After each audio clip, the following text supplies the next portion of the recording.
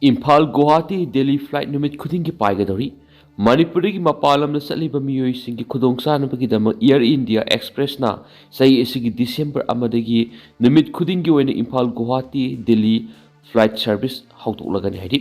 Imphal International Airport ki Facebook page ta wafamasi laktholaduna Imphal Guwahati Delhi flight asi numit khudingi numidang wairam pung 5:19 da Imphal thatokani haidi पायगदब flight service असिगी ticket booking तौबगी थबकसु हौरे हाइदि नौनु नुमित खुदिंगी ओइना पायगदब फ्लाइट सर्विस असि लागलाबदि लेबा असिगी अतै मफमसिंगी इम्फालगा समनबदा हेना खुदोंग सहलगने अमसुम पैसेंजर सिंगदि हेना खुदोंग सहलगने हाइना फेसबुक पोस्ट अदुना मखाताना पल्ली यामना सिंथानिगै ओइबा खोंथा अमदा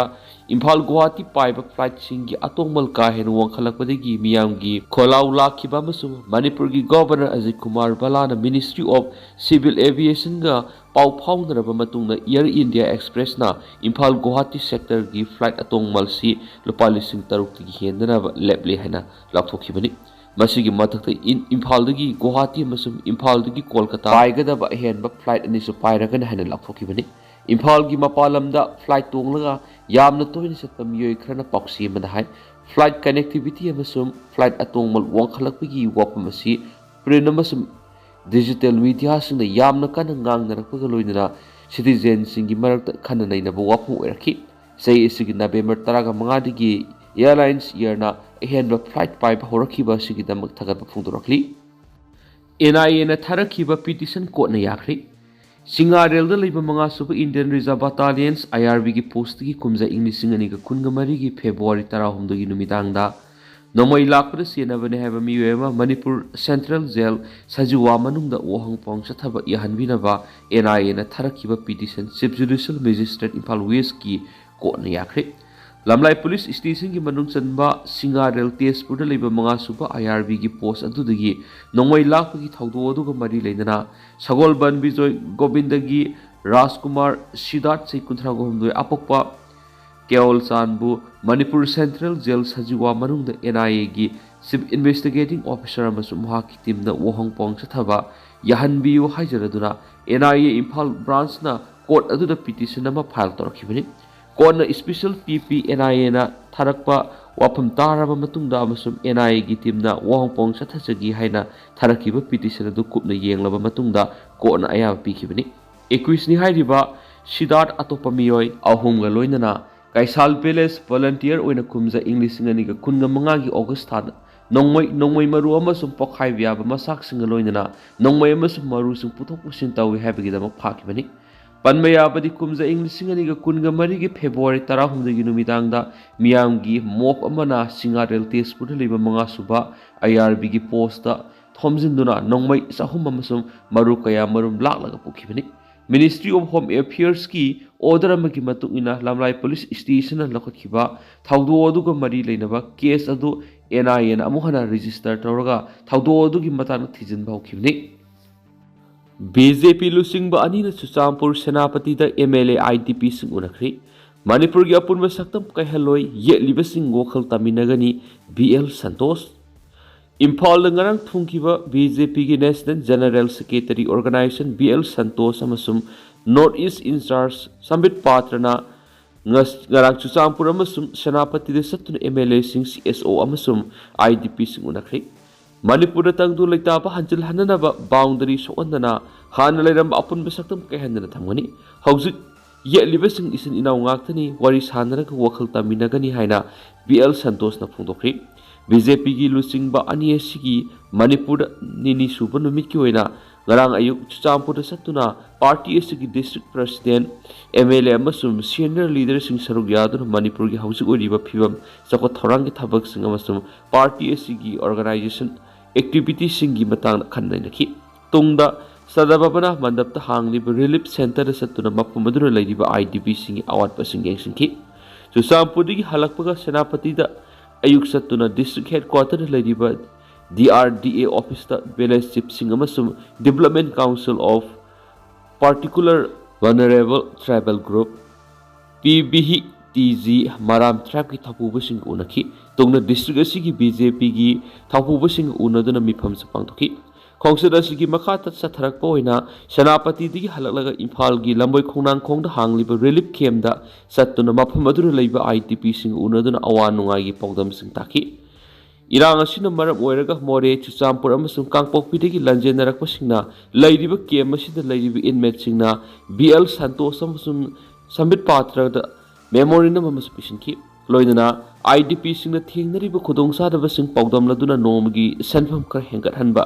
ꯃꯣꯔꯦ, ꯆꯨꯔꯆꯥꯟꯄꯨꯔ, ꯀꯥꯡꯄꯣꯛꯄꯤꯗ ꯃꯇꯤꯛ ꯆꯥꯕ ꯁꯦꯀ꯭ꯌꯨꯔꯤꯇꯤ ꯄꯤꯔꯒ ꯃꯍꯧꯁꯥꯒꯤ ꯄꯨꯟꯁꯤꯗ ꯍꯟꯖꯤꯜꯍꯜꯂꯨ ꯍꯥꯏꯕ ꯋꯥꯐꯝꯁꯨ ꯐꯣꯡꯗꯣꯛꯈꯤ꯫ ꯈꯣꯡꯆꯠ ꯑꯗꯨꯗ ꯋꯥ ꯉꯥꯡꯂꯗꯨꯅ BL ꯁꯟꯇꯣꯁꯅ ꯃꯈꯥ ꯇꯥꯅ ꯍꯥꯏ, ꯊꯣꯛꯍꯟꯅꯤꯡꯗꯕ ꯊꯧꯗꯣꯛ ꯈꯔꯗꯒꯤ ꯃꯅꯤꯄꯨꯔꯒꯤ ꯍꯧꯖꯤꯛꯀꯤ ꯏꯔꯥꯡ ꯑꯁꯤ ꯊꯣꯛꯈꯤꯕꯅꯤ꯫ ꯆꯍꯤ 2 ꯐꯔꯛꯂꯕ ꯏꯔꯥꯡ ꯑꯁꯤ ꯍꯧꯖꯤꯛꯇꯤ ꯈꯔ ꯃꯈꯩ ꯅꯦꯝꯊꯗꯨꯅ ꯀꯅꯥꯅꯁꯨ ꯚꯥꯏꯑꯣꯂꯦꯟꯁ ꯊꯣꯛꯍꯟꯕ ꯉꯝꯂꯔꯣꯏ꯫ ꯆꯤꯡꯇꯝ ꯑꯅꯤꯃꯛꯇ ꯚꯥꯏꯑꯣꯂꯦꯟꯁꯀꯤ ꯃꯇꯝ ꯍꯧꯈ꯭ꯔꯦ꯫ ꯚꯥꯏꯑꯣꯂꯦꯟꯁ ꯑꯃꯠꯇ ꯊꯣꯛꯇ꯭ꯔꯤ꯫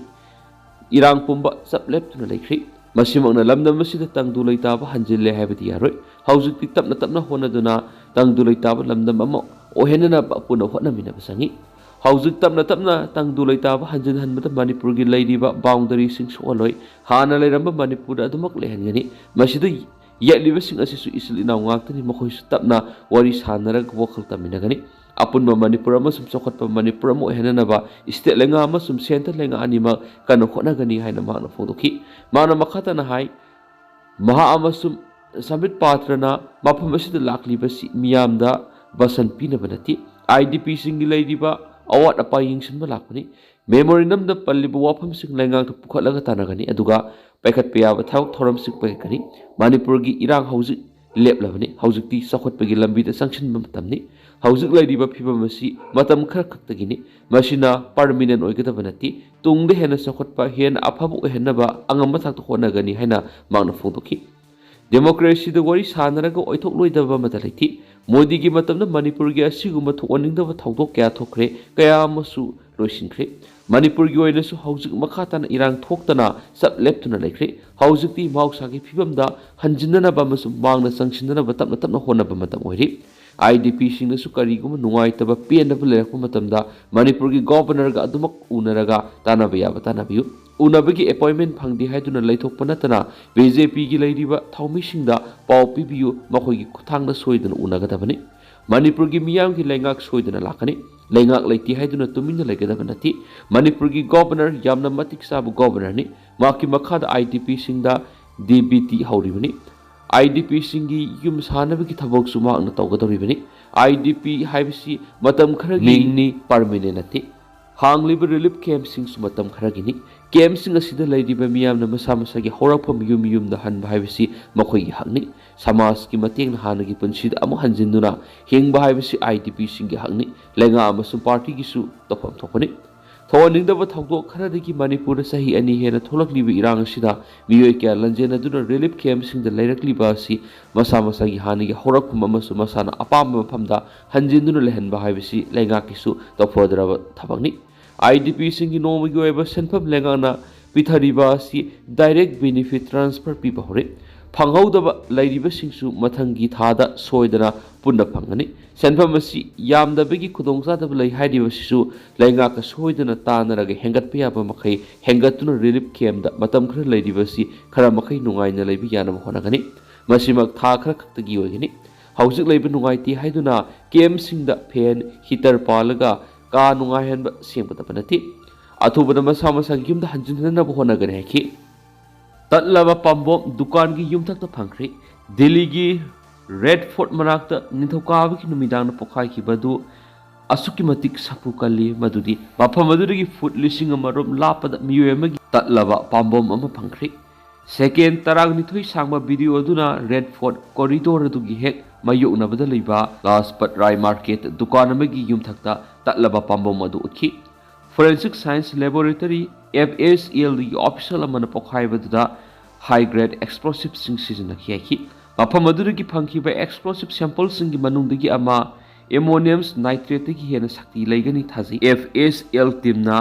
ꯀꯥꯔꯇ꯭ꯔꯤꯖ 2 ꯀꯥꯞꯄ ꯌꯥꯔꯤꯕ ꯃꯔꯨ ꯑꯃꯁꯨꯡ ꯑꯦꯛꯁꯄ꯭ꯂꯣꯁꯤꯚꯁꯤꯡ ꯌꯥꯎꯅ ꯁꯦꯝꯄꯜ 90 ꯍꯦꯟꯅ ꯈꯣꯝꯖꯤꯟꯈꯤ ꯍꯥꯏꯔꯤ꯫ ꯄ꯭ꯔꯁꯤꯗꯦꯟ ꯔꯨꯜ ꯂꯩꯔꯕꯁꯨ ꯆꯤꯡꯗꯗꯤ ꯂꯣ ꯑꯦꯟ ꯑꯣꯔꯗꯔꯒꯤ ꯐꯤꯚꯝ ꯍꯣꯇ꯭ꯔꯣꯡ ꯍꯣꯔꯤ꯫ ꯅꯣꯅꯦꯠ ꯄꯨꯂꯤꯁ ꯁ꯭ꯇꯦꯁꯟ ꯃꯅꯥꯛꯇ ꯑꯍꯤꯡ ꯌꯩꯔꯦꯛꯇꯨꯅ ꯂꯩꯕ ꯇ꯭ꯔꯛ ꯑꯃꯒꯤ ꯋꯤꯟꯁꯤꯜ ꯊꯨꯒꯥꯏꯔꯝꯂꯦ꯫ ꯒꯥꯔꯤ ꯗ꯭ꯔꯥꯏꯚꯔꯁꯤꯡꯗꯒꯤ ꯁꯦꯜ ꯃꯨꯜꯂꯒ ꯂꯧꯈ꯭ꯔꯦ꯫ Sai khara gi mamang gi state asigi miyam na Manipur dari tampaki district sing da lenga ki law enforcement agency sing na law and order satna hanana bo honara basu sing dari satna hanba ngamda badagi law laiti hai gi wapam haina raglinga gi sairakta February tara humda English singani ga kunga manga digi taraga ni thusuba Manipur Legislative Assembly bu suspended animation da thambaga President rule gi lenga salai ragla basu sing dadi adumak law and order gi phibam hotrong hodru lairi Fibam asigi manung sanbani haiba yaraba thawdu ama haiba taragadi NH37 Imphal Zuribam lambi paringda leiba None Police Station gi manakta thokre thawdu asi nan numidang pung 12 makhairam tarakpada thokibani haina masibo hakthingna hoba gari driver sina photokli hairiba matam sida Zuribam dagi Imphal tamna tongan pochai sing puduna lakpa truck chamaga humdraga thre rom None Police Station manakna ahing direct tuna leidingai gi serekta sakhangdaba miyoi khara laklaga Truck sing asigi manungda ama MN07C1120 gi Winsin Fugairam bagaloidana ahing direct tuna leidiba truck sing asigi driver sing dagi ayaw shell sing nampuda mullaga laukredi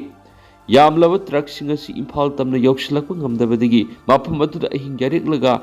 Ngarang ayuk angan badagi hauna Imphal gi dama kongsala kadabane dubu numidang gi athengma matam adu sakhangdaba miyoi khara laklaga gari gi manungda tumliba driver sing hawdolaga makoi gi masada yawba senpham sing gi manungda supnata gi lupa chahum khakta yawjaba phawwa kan thoklamdana sel sing laukhibane hari thawong asibu hakthengna khiba gari driver sing na akanba mongna yaningdaba phungdoktuna senariba miyoi sing phaduna serak pibinaba None Police Station da complaint report ama file tawkre hari Thawdo asigi matangda ngarang None Police Station gi campus truck driver singa puna mifam ama pangtokre mifam aduda lepna khibiki matungina asiguma thawdo asi amukhana thuga loi haina police ki makedi gi thajaba piki mifam asi pangthoklaba matung ngarang nungthil pung amarom tarakpadi gi mafam aduda panduna lairakhiba truck sing security personnel sing escort toraga Imphal lomda lakpakre adumainama Ngarang thawdo karamba miyoi sing sathabano haiba khangmangam khidri adu None Police na case ma lokhot pagaloina makhoi gi khungul li bawkre hari Pakistan gi Balochistan internet thingjingkhri Pakistan gi Balochistan province da Quetta nathana atop mafam sing mobile internet servicing thingjingkhri hari Home Department na thokibu yathangama gi matungina mafam adu gi ngaksen gi lamda section tharang lokhot pagi pandamda mobile internet ki athingbadu thamkhibani Mobile internet ki athingba du thas ki tara humdoi phau ko thamki gani haina Home Department ki mekedi ki phongdorakli Home Department na lokholakpa ngaksel gi section thorang am oina transport service punamak hayeng phau National Highway number 70 gi Lolalai section da satok sin tawda athingba thamkri official sing na phongdorakpa gi warol amagi matungina tangdo leita draba province adu da oiragliba phibam sing yenglaga mobile internet athingba thambagi phireba du lokibani hari Quetta gi Cantonment area da leiba school punamak sungarang ni tha asigi taraka turuk phawba security gi section thorang lokhotpa oina thonglo lagani haina official sing phungdorakhi Home Department District Administration Police amasum mari leinaba authority singda internet ki athingba thamliba khudakta gi mapung phana satna hananaba yathang pikhi amasum miyam gi khudong sanaba gi dama atopa khongthang su lokhot kadabana ki amaramda Islamabad liba court amagi mamang bom pakayanduna miyoi kya sikraba matungda section tharang lokhat poina laiba adu laiba Sri Lanka gi cricket team bu laiba adu gi army amasum paramilitary force na ngaksen gi thabak sing lokhatre Pakistan gi army chief Asim Moni na Sri Lanka gi defense minister Pramitha Bandara Janakunda Sri Lanka gi cricket team bu aso engam amata thuandana ba akan matharang sing lokhal henasu pawdamki Sin state ki Taidim township ta akan mamong na kuthok na rakpari ki miyoi lising ani rom lanjana khri Myanmar ki Sin state ki Taidim township manung da leiba Taingen village marakta Myanmar army amasum ethnic rebels ki marakta akan ma kuthok na rakpari ki khungang adu leiba miyoi lising ani rom sapagata ba mafam da lanjana khri hari Myanmar hunta army ki kalam ani na Taidim town amasung Kale town dagi tungan maikei rom dagi Taingen village sangsinduna sin resistant force akan mamong kuthok na khiba aduna maram oiduna Taidim township ki manung da leiba Mualpi Alwai amasum manak nakpa da leiba khunja sing mi paiba pokna duna manak nakpa umang na lonaki Myanmar army ki akan malanda adu khibadagi miyoi sing adu mayum da amata halakhi di haina Sinlands defense force na phungdorakli asongba mafamda lanjena dun leriba miyam adu nongmagi tangai fadaba potlam chanaba chinjak hidak langtha amasum laifam chaphamgi awaba kya makoina mayoknai hari Moalpi tuisau tungjang hijang salawai alnal amasum boalli gi miyoi lising ani dagina ahum phau mayum akai thadok tu sena khari mayum akai thadok tu sena khraba miyoi sing adubu section lainaba sin resistant force na phungdok kibaga loidana masing yamlaba unta lanmi sing na township adu da mapangal kanna jangsilak maramna sinlands resistant force gi maraibak tammangamdre hari Honda lanmi gi masing yamlaba lanmi sing aduna taidimdagi taingen tamna sangsilaktuna resistant forcing gi mathata akanwa landa sa tarakibani hari mamang thagi kunga mapandagi thasigi kunga teret ki marakta honda lanmi amasum sin brotherhood alliance ki marakta khuthokna kibada honda ge lanmi ni furam laikhitre amasum kharana lanpha oina phare hari sin resistant force na phungdorakli CIA na Afghan ki heroine lalon bada mapangal sonthanaba semdoklaba popi maru sing nongthakta ki thadakhi US की Central Intelligence Agency CIA na Afghanistan की heroin industry bu mapangal sonthanaba ki panamda semdoklaba popi maru sing leba adugi lawmi sing da yenthokri Washington Post thamlakpa warol amada kumja English sing ani ga mari dagi English sing ani ga kunga manga gi marakta CIA na Afghan ki lofam sing semdoklaba popi maru sing yenthokhi Thaurang asi NIA na leba adugi popi puthokpa gi thabakta maning hannabi gi akhanaba thaurang amadani US ki hanagi official taraga marina CIA gi akhanaba mission adugi matangda marik sumba paudam sing thamlakhiba galonana popi pambi sing da chemical ki masak sing hanthanduna heroin gi pothok puthokpada sendong laitanabi gi thaurang amani hari Malem da phangliba heroin gi sada maudra di Afghanistan supply tawba galonana laiba adugi mei ka bachinjak sing lakshin ba haibsi Washington gi lan gi lalong ama oiduna lakli CIA na Afghanistan da popi puthokpi sang hanthanabagi lokatpa aronba operation kumja English ngani ga mari gi athengba matam de yokhi US ki CIA na British C-130 aircraft sijinaduna Afghanistan ki popi pambi thariba Helmand amasum Nangarhar province numidangi matam da semdoklaba popi maru sing adu nongthakta gi thadakhibani sadoklaba maru sing adu genetically puthoktrabasu alkaloid levels sing hanthanabagi panamda Afghan ki popi thaba mafam sing langthakhibani hainasu pawmun makhatana phongdokli lentana sum mem na thamjage duga hausukuina di mem paus mata selu sinjarage masu makhataba anoba update mem punanga mina sena channel sigi maikedi gi meng pham da makhatana thamjari makhataba anoba update mem punanga mina se